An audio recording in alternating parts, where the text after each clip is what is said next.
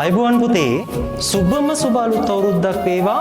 අවුරුද්දෙන් පස්සේ ගණිතයේ ඉකොන් ක්ලාස් එකේ 20යි 26 දරුවන්ට මොකද වෙන්නේ? අපි අවුරුද්දෙන් පස්සේ ඔයාලගේ සිලබස් එකේ 9 වෙනි පාඩම් පටන් ගන්නවා. ඒ කියන්නේ අන්තර්ජාතික වෙළඳාම් පාඩම් පටන් ගන්නවා. ආනයන අපනයන ගනුදෙනු කොහොමද වෙන්නේ කියන එක ගැන කතා කරන ලස්සන පාඩමක්. ඒ වගේම සිලබස් එකේ අන්තිම පාඩම් ටිකට අත තියන්න හදන්නේ කිසිදු රෙකෝඩින් එකක් වීඩියෝ එකකින් තොරව සම්පූර්ණ සිලබස් එක කවර් කරගන්න පුළුවන් ඔයාලට පන්ති ඇතුලේ. ඊට අමතරව ඉකෝන් කරන ළමයෙක්ට ලංකාව ඇතුලේ කරන ලොකුම පේපර් පොත කරන්නේ අපි ගෝල්ඩන් පේපර් බුක් එක ගැන වෙනම වීඩියෝ එකකින් විස්තර කියන්නම්.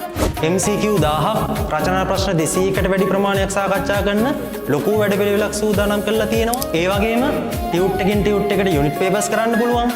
පාඩමෙන් පාඩමට ලෙසන් පේපර්ස් කරන්න පුළුවන්. අමතක දේවල් මතක් කරගන්න රිමයින්ඩ් පේපර්ස් කරන්න පුළුවන්. ඉක්මනින්ම සිලබස් කවර් කරලා වැඩිම ෆුල් පේපර් සෙට් එකක් කරලා යන්නේ අපේ ළමයි.